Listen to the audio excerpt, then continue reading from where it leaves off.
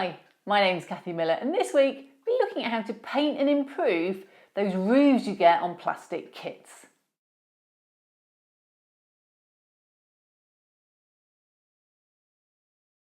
Most of us can just walk outside and look at our own houses to see examples of tiles, shingles, or maybe even tar paper. But finding industrial buildings is probably the key to see what they look like. And both tar paper and tiles are very common, and it's worth looking at them and seeing how they weather in your area and exactly how tar paper weathers, because it often just goes a little bit paler. So the older the roof, the paler the grey. So this week we're looking at how we can convert these two little roofs that I've got for this scale house. This one's supposed to be a tar paper and this one's just a shingled roof. How we can convert those into something a little bit more exciting, just a little bit better looking. So the first thing to do is to decide, what exactly are these made of? Well, this one's supposed to be tar paper, and yeah, I mean tar paper, it's literally just tar on a thick felted paper rolled on. And in HO scale, there's probably not much else that we want to do other than just paint it. But we can make it a little bit better if we want. And we can do that by adding on something with a little bit more texture. And an example of that would be this. This is just frog tape. It's got a nice texture in HO scale. You can use tissue as well and put that on. But I'm going to do this. Just put it on and cut. There we go. And start cutting it. Now I'm going to start at the bottom, because that's where the people putting the tar paper on would start. And I'm just going to make sure it goes around that well. And around here, we want to cut it. Now, tar paper should wrap round. So we're going to make sure that we just cut it level with the bottom of the shed, not the top. So I'm just going to wrap it a little bit round and then just score that.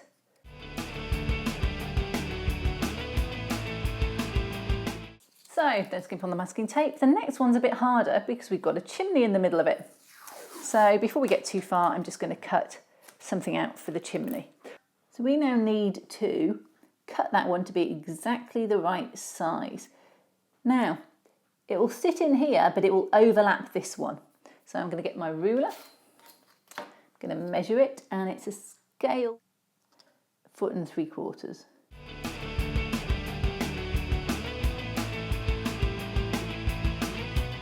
There we go, and we're just going to wrap it round as before, underneath.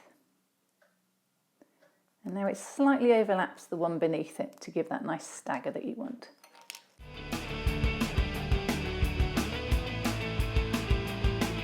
And then the final one. Now I'm going to make this a bit bigger because I need to wrap it round, so I'm not going to cut it. I'm just going to line it up with the bottom, slightly overlapping the one there. So it's all hidden, and away we go. So now we've got a roof with some very nice patterning on it, which was lacking before.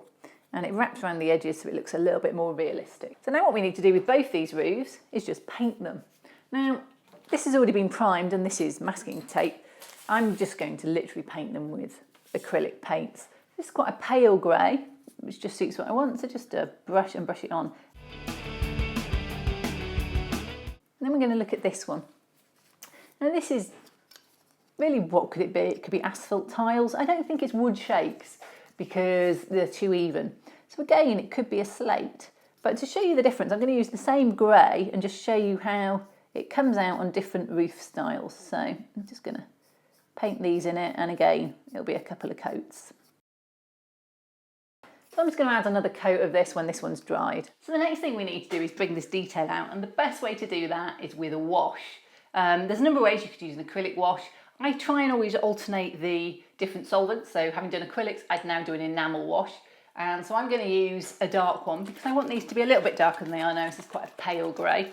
And this is just a MIG dark wash. There are other washes available and they all come with this kind of dark colour. So all you need to do is literally brush it on. And it is quite dark, which is why I did a lighter colour here, but it will spread out and get paler as it does.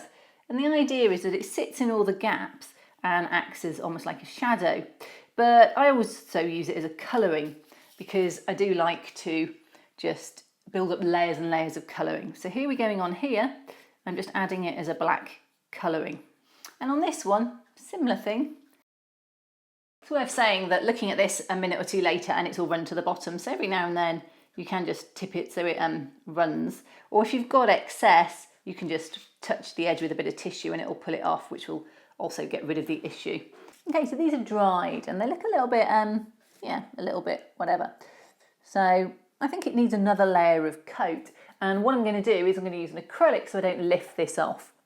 And I'd like actually a little bit more, perhaps warmth in it. So I'm probably going to, or perhaps even a bit more depth. So I'm probably going to go with this weathered wood colour, which is sort of a dark, yucky colour. And it's almost a dry brush, maybe a bit more. It's a bit brown, so this is for the whatever. So I'm just literally, this is quite a liquid thing, so I'm just going to literally put it over the surface. And because it's see-through and I'm only putting a fine layer on, the black that's underneath will show through. So I want to go over this one with something just a bit darker than any of the colours in that selection. So I'm going to use my favourite Vallejo colour, black grey, just to add a bit of darkness, getting near the bottom there. And I'm going to use the middle grey that I used last time. So I'm just going to mix these together till I come up with a mid grey. Here we go. And then put a bit of water in it, because I don't want it to be too thick. I want this to glaze over the top. So we're just going to put it on. And as you see, the wash will come through underneath.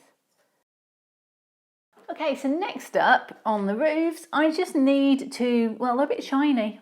Sometimes happens with paint, especially with washes. I do find they get a little bit. You could spray it with dull coat if you wanted. What I'm going to do is just put some pigment on. This is Industrial City Dirt, which is probably one of my favourite MIG colours. It's kind of a browny grey, really. So just brush a little bit in the direction that it would be going. So like this. You don't want to wipe out what's underneath, you just want to take the shine off. The grey towards the end just to bring a bit of variety to the streaking. So here's the final result. We've got roofs on. This is the basic roofs, and we'll be looking at the more detailed roofs next week.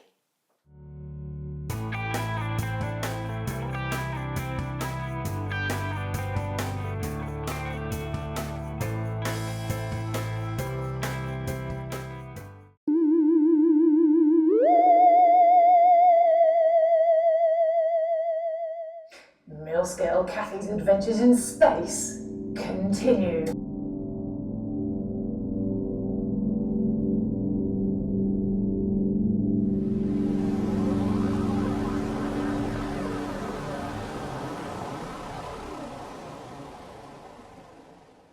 Oh, they were so nice when I finally got to meet them. Oh, they're excellent. They're going to send me home, yes. Now, they're still trying to work on getting a transporter beam small enough for me, really, because I'm quite small. They're a little worried I might disassociate or something technical. But anyway, they're working on it, so I should be home soon. I miss the girls, so I'm hoping I am. Yeah, but in the fun. I'm having fun in space. Kathy, big Kathy, always wanted to be an astronaut when she was little, so I guess I'm living her dream. Well, apparently I have to say something about the modelling. Yeah. It's great, isn't it? It's not the same without mill-scale Kathy. Oh. She'd love it. She really would. She would, she'd love it. She loves this type of stuff. Oh. Yeah, great, isn't it? Really good. Learnt something today. Didn't know how to do that before. Yeah, great having these videos and learning stuff, but I wish mill-scale Kathy was here. I really do. Well, mill-scale Kathy may have landed on her feet, but end-scale Kathy's really missing her.